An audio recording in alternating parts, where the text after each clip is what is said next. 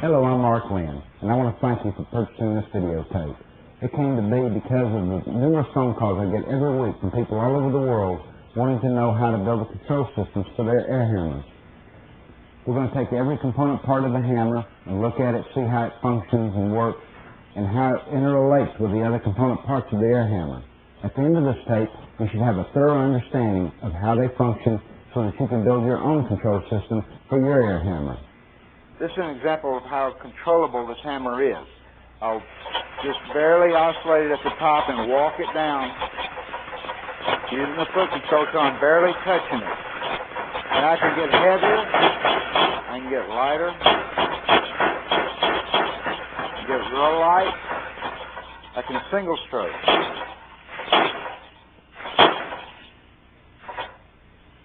That's the kind of control you need from an air hammer.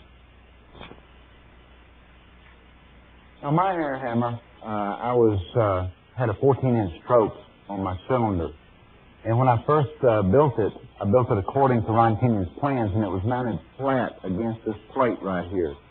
Then I discovered that with these guides the way they are, that I could actually go ahead and raise the height a little bit up here on the top. So I put this spacer up here and bolted it in, and that gave me an extra 2 inches of total overall length on my hammer.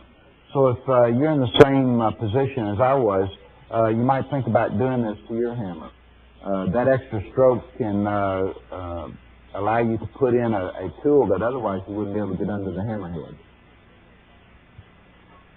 This is a four-way valve and main cylinder on my air hammer. The top red hose goes to the top of the cylinder, which drives the cylinder down. Bottom red hose goes to the bottom of the cylinder, which tells the cylinder to go up. This is a cutaway of the air cylinder. It is a very simple device that we use to move the head of our air hammers. The diameter of the cylinder is called the cylinder bore. Inside the cylinder is the piston, which moves up and down and has a rod attached to it. If we apply air to the top chamber of the cylinder, it causes the piston to move down. If we apply air to the bottom of the cylinder, the piston will move up. In order for the piston to move when we apply air to one side, we must allow the other side to exhaust. If we do not allow for the exhaust, the pressure will become equal at some point and all movement will cease. Using this information for a moment tells us that if we control how fast the exhaust is allowed to escape, we can control the speed of the piston, thereby controlling the speed of our hammerhead. You must never allow the piston to travel the full length of travel in either direction, or severe damage will occur to the cylinder. These charts tell us a lot about the design and capabilities of our air hammers. If you have web access, you can find calculators that will provide this information and allows you to enter your design parameters, and it will spit out the answers for you.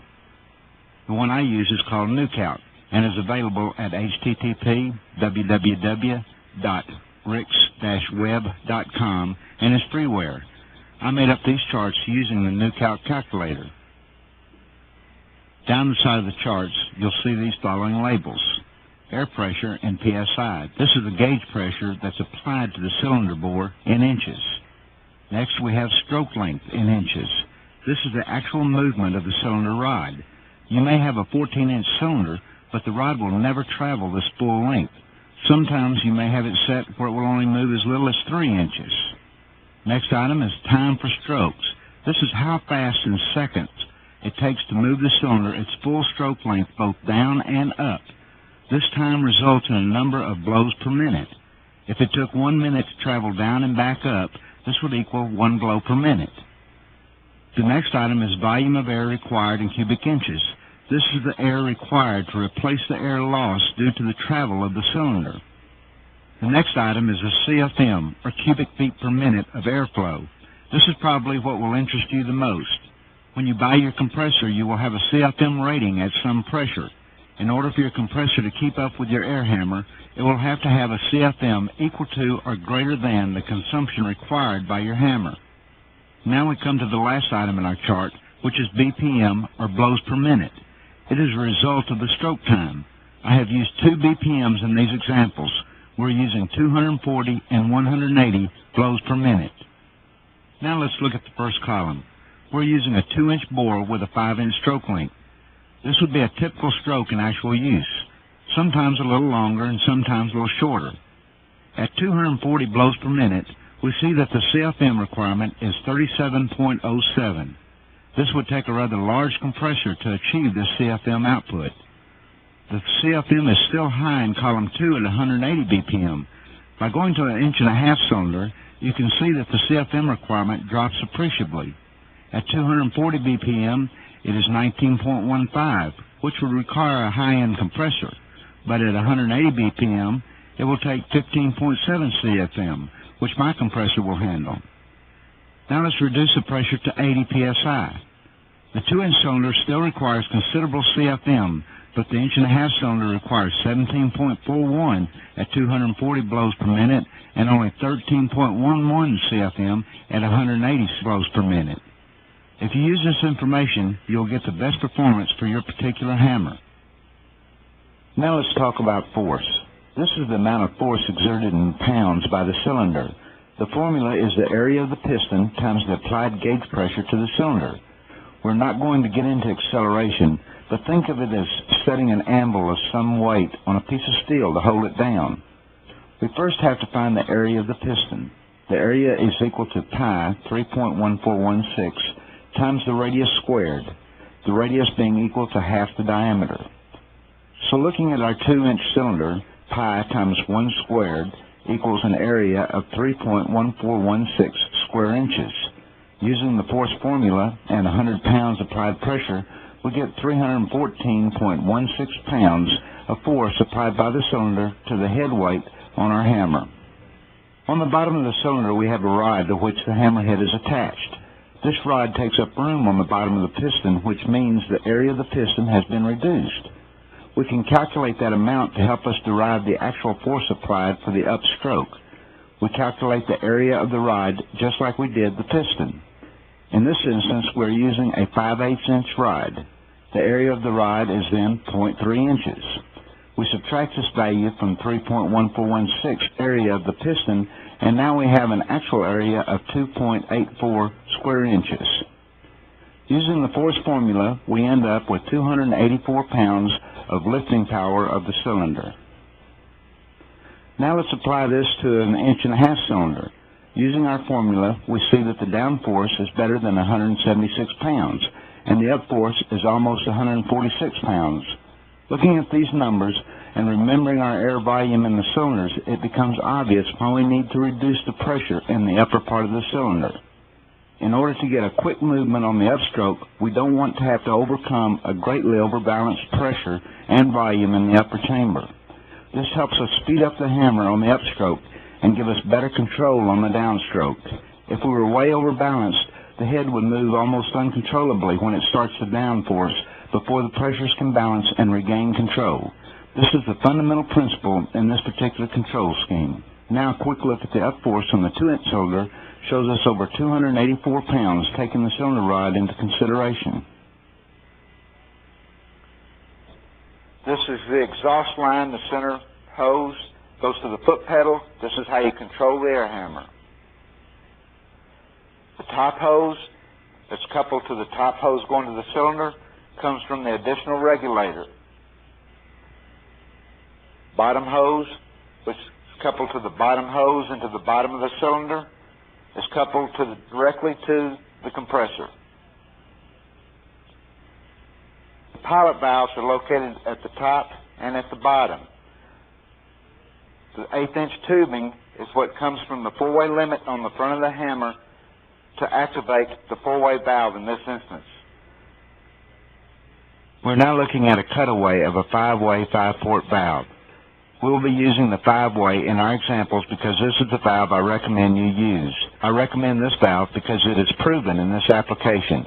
It is manufactured by Versa. The part number is DPP5502, has half-inch ports and dual air-operated pilot ports. This particular valve is designed for applications where you have two air sources controlling a single cylinder.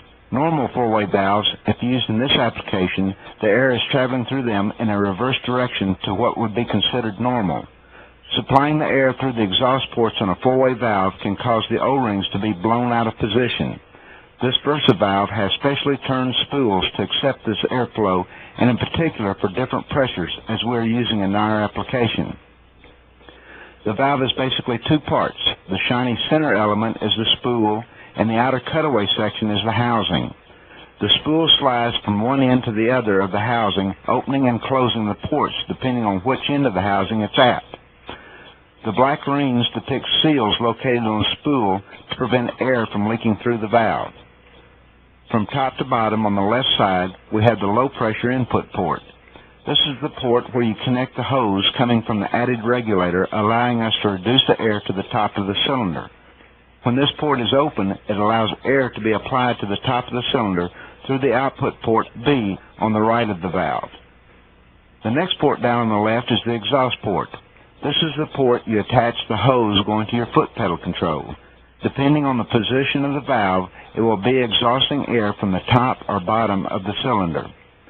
And now the high pressure port. This port comes directly from your air compressor. When this port is open, air is applied to the bottom of the cylinder for the upstroke. Now we will look at the pilot ports. This is where we switch the valve. If we apply air to the top pilot port and exhaust the air out the bottom pilot port, the spool will move down. If we apply air to the bottom pilot port and exhaust it from the top pilot port, we will move the spool up. The four-way limit valve attached to the front of your hammer is connected to these two ports. In this view, we see the spool is at the top. This means air pressure is applied to the bottom pilot port and exhausted out the top pilot port. The low-pressure air is allowed to pass through the valve and out the B port to the top of the cylinder, pushing the cylinder down. At the same time, the air in the bottom of the cylinder is allowed to exhaust through port A into the foot pedal. If we switch the valve by exhausting out the bottom pilot port and applying air to the top pilot port, the spool moves to the down position. Now we are exhausting the air from the top of the cylinder through the B port and applying air to the bottom of the cylinder through the A port of the valve. As you can see, this valve is nothing more than a switch, telling the main cylinder which direction to move. Hence, another name for this valve is a directional valve.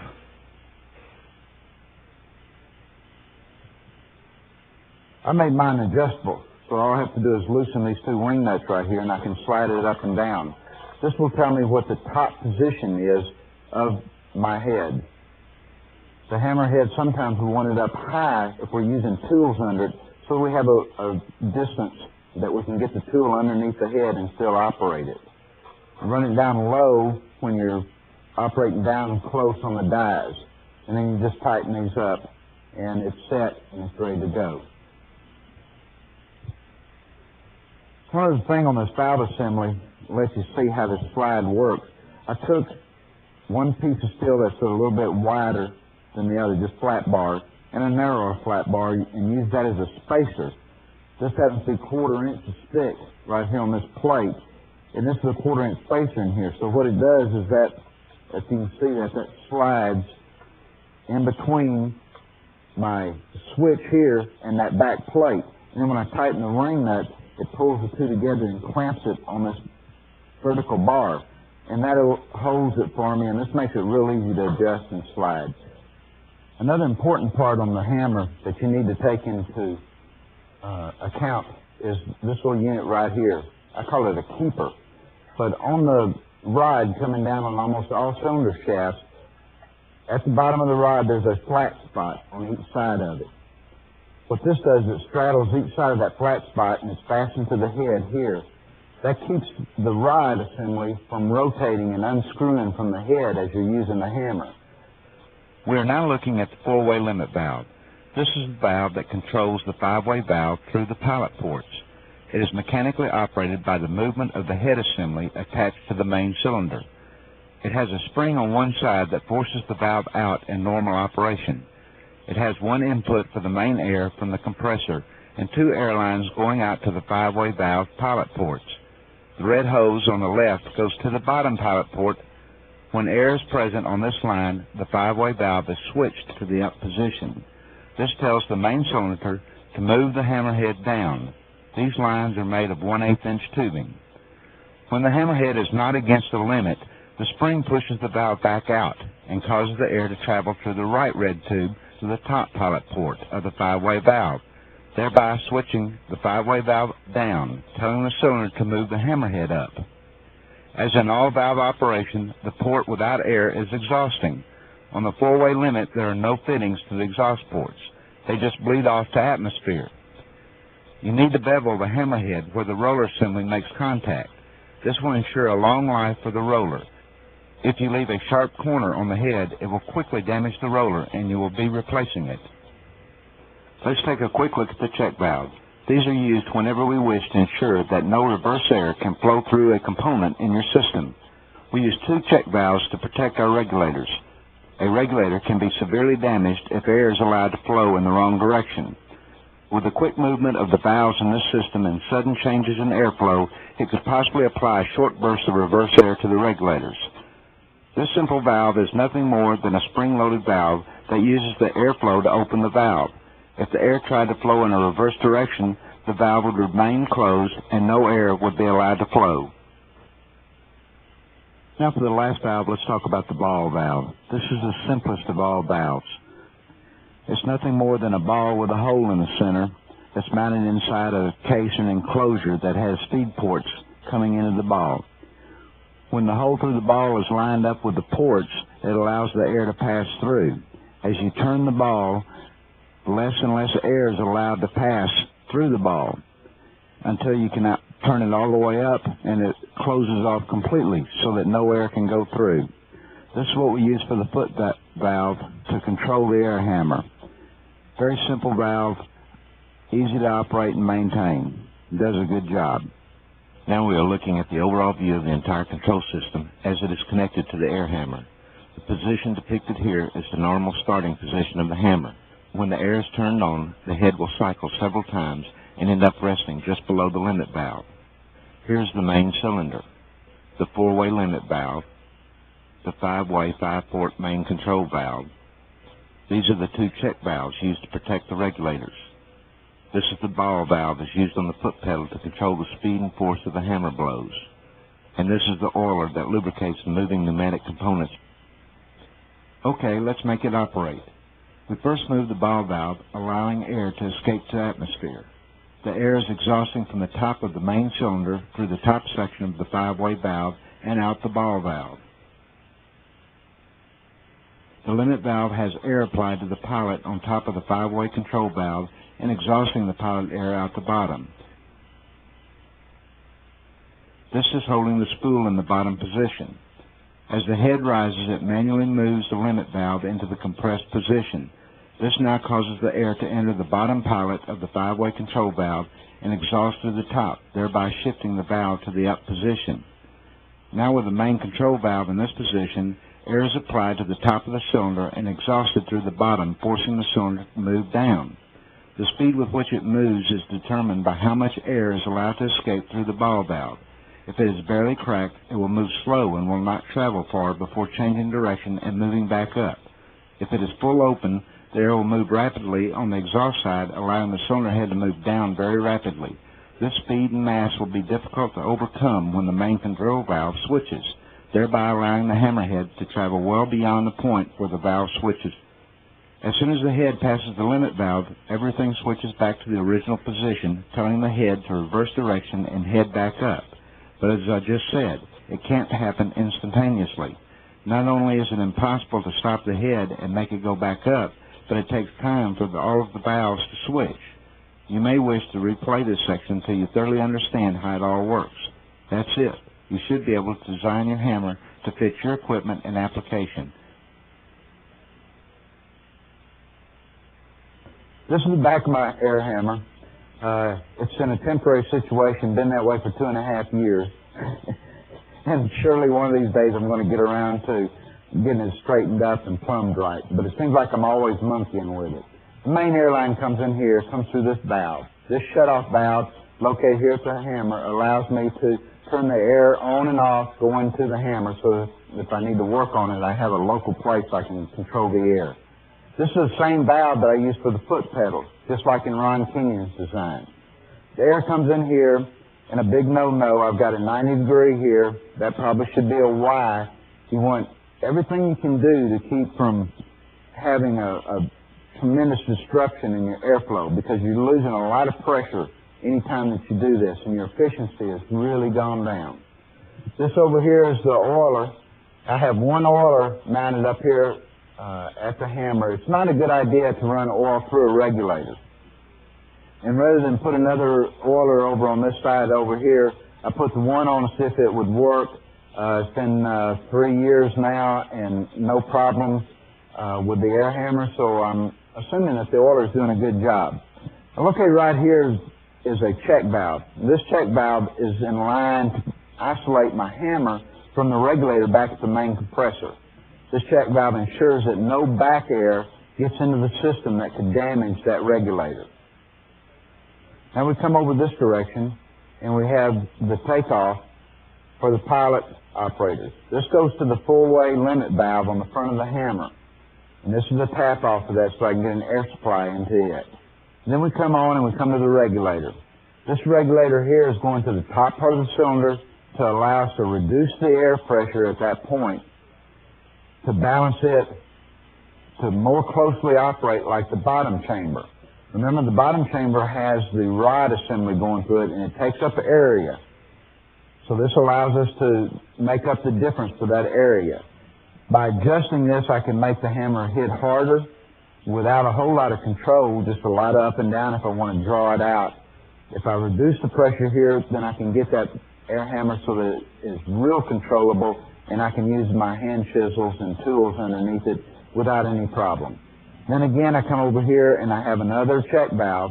And this check valve is to keep any air coming backflow into the regulator from the air hammer. Remember, air going in the wrong direction through a regulator can damage it. So always protect them, and the best way is to just put a check valve in there. They're not that expensive, and you can put it in. All my lines on my hammer are 1/2 inch. I've used 1/2 inch from the compressor all the way through, and all the parts are 1/2 inch. This gives me the maximum airflow. I've talked to some people that have used 3/4 inch lines. All your component parts are a lot more expensive, and I haven't seen any appreciable difference for your standard with about a 65 to 75 pound hammer. 1/2 inch line seems to be quite sufficient to do the job. This is the air compressor that I'm using. 5 horsepower, 2-stage compressor. It seems to do a pretty good job. It has 17.5 CFM and 100 PSI. The more CFM and the bigger the tank that you can get, the better off you are. This is an 80-gallon tank, and it wouldn't bother me if it was a 160-gallon tank. If I'm running my air hammer at maximum, there's no way that this compressor can keep up. So it's the stored air that you're operating off of. So if you have a lot of storage capability on air, then that'll allow you to operate longer. One of the problems you run into is when you're running a gas forge, you'll outrun your hammer, because the gas forge, you always have hot metal ready, and your air hammer is going to run out of air unless you have a really large compressor. We'll start the compressor. This is the regulator at the compressor. This is the main shutoff at the compressor. This is the gauge here that tells me what my main pressure is that I have going out feeding my system. This blue line right here goes to the air hammer. Again, I've got a 90 degree, which is not good, but it still works. I come over here and I have a lot of other tools that I use air with, including a small plasma cutter. So I have a regulator and a water filter and some shut-off valves and direction valves over here to redirect my air to the other areas in my shop. I've made a lot of tools that go with the air hammer, and recently I built a little saddle or a tool holder similar to what Clifton Ralph has. It just slides over the die like that, and then they all have a little piece in the back. And once you tighten it up, you use the wrench. Now the tool is permanently affixed underneath the head of the hammer, and it makes it real easy to operate, and you get to use both hands. I have dies. I have a set of drawing dies that I use underneath there, because I normally keep my dies flat, because, like I said, I do a lot of hand tool type work. But by making a set of drawing dies that snap into this little holder right here, then it'll draw, and I can make those dies, I can have interchangeable dies and make them as aggressive as I want, and it just takes a matter of less than a minute to change it out.